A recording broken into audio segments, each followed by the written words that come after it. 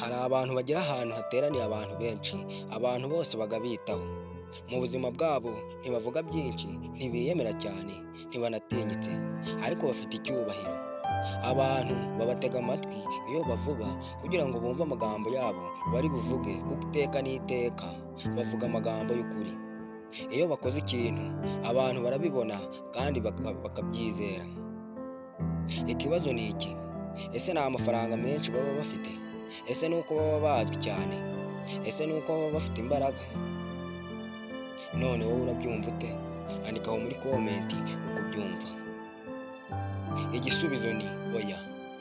Ukuri ni uko icyubahiro nyacyo kigaturuka ku gusakuza ahantu ugeze cyangwa kwiyerekana gusa.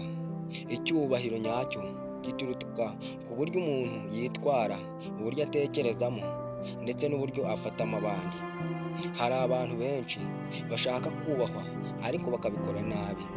Bamwe batekereza ko kubahwa ari ugutera abandi ubwoba, abandi bagatekereza ko ari ugushimisha buri wese. Ariko uko urushaho gusaba icyubahiro, ni nako abantu barushaho kugusuzugura cyane. Urakaza neza kuri iyi channel yacu yigisha ubumenyi ku mafaranga ndetse n'uko wakwiteza imbere. Nimba ari bwo bwa mbere ugeze kuri iyi channel, nkagusaba gukanda kuri like, gusangiza abandi iyi video, hamwe no gukanda kuri buto ya subscribe kugira ngo ukomeze kubona izindi nyigisho zigufasha gutera imbere ndetse no kudushyigikira. Muri iyi video tugiye kurebera hamwe ibintu 10 umuntu yakora abantu bakamwubaha atabibasabye. Kandi ibi si amagambo gusa, ni ibintu ubona ku bantu batsinda cyane, abayobozi bakomeye ndetse n'abantu bafite influence nyayo mu buzima. Niba ushaka kuba muri abo bantu bakureba ukundi, bakumva agaciro kawe kandi bakaguha respect nyayo, komeza urebe iyi video kugeza ku musozo kuko iragufasha cyane ndetse no kwigisha. Reka dutangire. Ikintu cya mbere wakora abantu bakakubaha utabibasabye. Kuvuga make ariko ibyo uvuze bifite agaciro. Abantu bavuga cyane ntabwo buri gihe bubahwa cyane, ahubwo akenshi umuntu uvuga make ariko amagambo ye afite uburemere ni wa muntu abantu bumva bakanamuha agaciro cyane. Iyo umuntu ahora avuga buri kintu cyose, abantu bamenyera ijwi rye, bigatuma amagambo avuze yose batayaha agaciro. Ariko umuntu uvuga igihe bikenewe gusa, abantu baramwubaha, bakamwubaha neza kuko baba bazi ko yavuze amagambo yavuze aba afite agaciro cyane, ndetse bakamutega amatwi kugira ngo bumve icyo ashaka kuvuga gifite agaciro kurusha icyo abantu bakunda kuvuga cyane bavuze. Bityo rero bakamutega amatwi cyane. Abantu bafite icyubahiro nyacyo bavuga kugira ngo berekane ubwenge bwabo, ahubwo bavuga kugira ngo bongere agaciro ndetse n'ubumenyi mu bantu.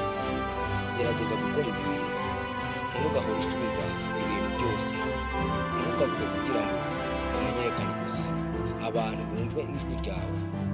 Igihe uvuze, vuga ibintu bifite meaning ndetse n'agaciro. Hari igihe silence cyangwa se guceceka iba ikomeye cyane kurusha amagambo menshi. Ikintu cya kabiri, kuba umuntu wubahiriza ijambo ryawe ugahagarara ku kuri kwawe. Nta kintu gituma abantu bakubaha nko kubahiriza ibyo wavuze. Iyo uvuga ngo nzabikora maze ukabikora, abantu batangira kukwizera bakanizera ibyo uvuga. Iyo uvuga ibi bintu byinshi ariko ntubikore, icyubahiro cyawe kiragabanyuka, abantu bagatangira kutakwizera. Abantu benshi bavuga promises nyinshi cyangwa se amasezerano menshi, ariko ibikorwa bikaba bike. Umuntu wubashwe ntabwo aba ari umuntu uri perfect igihe cyose, ariko aba ari umuntu abantu baba bashobora kwizera, bakamufata nk'umuntu ufite icyubahiro. Niba uvuga ngo nzaza saa 3, gerayo saa 3, nzagufasha umufashe, cyangwa se uzabikora bikore. Kwizera ni foundation y'icyubahiro, aho ugera ahantu hose bakagufata nk'umuntu w'umunyakuri cyane. gukora ibintu cyangwa se guhagarara ku kuri kwawe. Ibyo bintu biragufasha cyane kugira ngo abantu babashe kukubaha ndetse bubaha n'ibyo uvuga. Ikintu cya gatatu, kutemera gushimira buri umwe wese. Abantu bashaka gushimisha buri wese, ariko akenshi barangiza nta muntu ububashye cyane. Kubera iki? Kuko baba badafite umurongo bahagazeho, bigatuma batakaza icyubahiro cyabo, aho kugira ngo babibone neza. Bahora bahinduka bitewe n'abo bari kumwe nabo. Umuntu wubahwa agira principles cyangwa se amahame agenderaho. Hari ibintu yemera n'ibyo atemera. Ntatinya kuvuga ngo oya igihe bikenewe. Iyo wemera buri kintu cyose kubera gutinya kubabaza abandi, abantu batangira kubona ko udafite values cyangwa se agaciro wowe ubwawe wishyiraho. Wubaha abandi ariko nawe ubwawe wiyubahe, wihesha agaciro. Ikintu cya kane, gusesengura, kumva no kugenzura amarangamutima yawe. Hari abantu bahita barakara ku kintu gitoya, hari abandi bahita basubiza nabi bitakabaye ngombwa ko bagasubije nabi. Ariko umuntu ugenzura emotion cyangwa se amarangamutima ye aba afite imbaraga nyazo zo kuba yabana neza n'abandi. Abantu bubaha umuntu utajya uhungabanywa n'ibintu byose, akaba agendana n'ibintu bifite agaciro cyane. Iyo umuntu agushotoye cyane akakubwira amagambo akomeretsa maze nawe ukayihanganira, uba werekanye maturity ikomeye cyane. Iyo umuntu akuvuzeho nabi maze ugahita umusubiza nabi, uba werekanye confidence. Kugenzura amarangamutima yawe ntabwo ari weakness cyangwa se imbaraga nkeya ufite, ahubwo ni discipline ikomeye cyane ufite kandi unagaragaza. Mbere y'uko turebera hamwe ikintu cya gatanu, ndagusaba gukanda kuri buto ya subscribe nimba utari wayikanda kugira ngo ukomeze kudushyigikira. Reka turebera hamwe ikintu cya gatanu, gukora cyane muri wowe ariko ugakora mu ibanga. Ibyo ukora byose ukabikora mu ibanga, apana kubibwira buri umwe wese. Abantu bafite icyubahiro ntabwo bavuga plans zabo zose, bakora bucece, result zikivugira cyangwa se ibisubizo bikazivugira. Muri iki gihe abantu benshi bashyira effort cyangwa se imbaraga nyinshi mu kwiyerekana cyangwa se kwerekana abandi ibyo bagiye gukora cyane, aho kugira ngo kubikora ngo bazagaragaze umusaruro nyuma y'ibyo bakoze, ahubwo bashaka kubigaragaza mbere y'uko batari babikora. Ariko umuntu utekereza kure ntabwo asakuza, aritonda, ntabwo yirata, ahubwo ibikorwa bye bituma yiyubaha akanubahwa.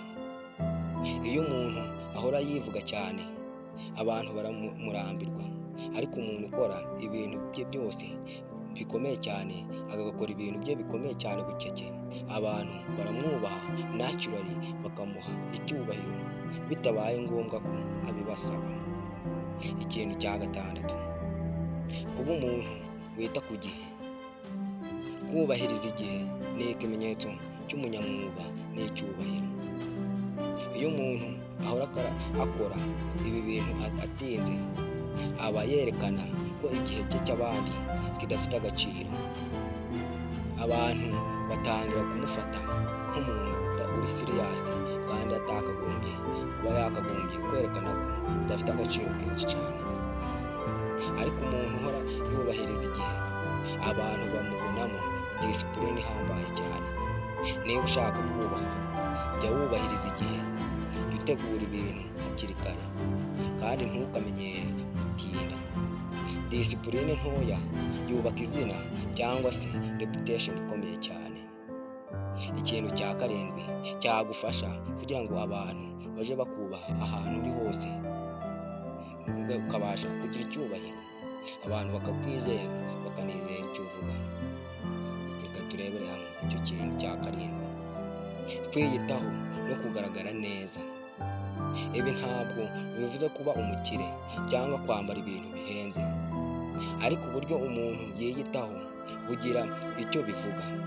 Iyo umuntu agaragara neza, yambaye neza, afite isuku, yitwaye neza, abantu bahita bamufata nk'umuntu utandukanye n'abandi, differently. Uburyo wiyerekana isi nibwo buryo isi ikwakiramo. Ntabwo ugomba kugira ibintu byinshi ngo birangirire bigaragarire hose, ariko ugomba kugaragaza ko wiyubaha muri wowe, ntubigaragaze cyane, ariko ahantu uri bikagaragara ko wowe ubwawe wiyitaho. Ikintu cya munani, kuba umuntu wiga buri gihe. Abantu bubaha umuntu ufite knowledge.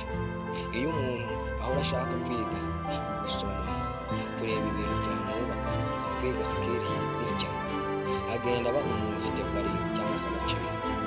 Isi yubaha abantu bafite icyo bazi gukora. Niyo mpamvu ugomba gukoresha igihe cyawe neza. Hari abantu bamara amasaha menshi ku bintu bitabubaka cyane, hanyuma bakibaza impamvu abantu batabubaha.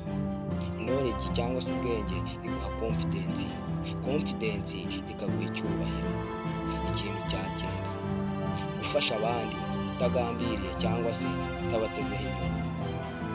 Abantu bubaha umuntu ugirira abandi neza nta buryarya, akabikora bikunze. Iyo ufasha abandi utagambiriye inyungu, ahubwo ubikora ubikunze, ubikuye ku mutima, abantu barabibona bakakwizera. Isi ifite abantu benshi batekereza ku nyungu zabo gusa. Niyo mpamvu umuntu ufite umutima mwiza aba afasha umuntu umugannye wese, akamwitaho cyane. Ariko uzirikane ko gufasha abantu ntibivuze kwemera gukoreshwa nabi. Fasha umuntu ufite umwete n'ubushake. Ikintu cya 10 ari nacyo cya nyuma, kugira confidence ituje cyangwa se kwigirira icyizere wowe ubwawe. Confidence nyayo ntabwo isakuza. Hari abantu biyemera cyane, ariko imbere bafite insecurity, nta mutekano bafite. Niyo mpamvu bahora bashaka kureba ibyo abandi bagezeho. Ariko umuntu ufite confidence nyayo ntiyigereranya cyane, ntiyirata, kandi ntakenera gushimwa buri kanya. Aba azi agaciro ke. Iyo umuntu azi uwo ari we, abandi barabibona. Confidence ituje ituma abantu bakubaha mbere yo kumenya cyane.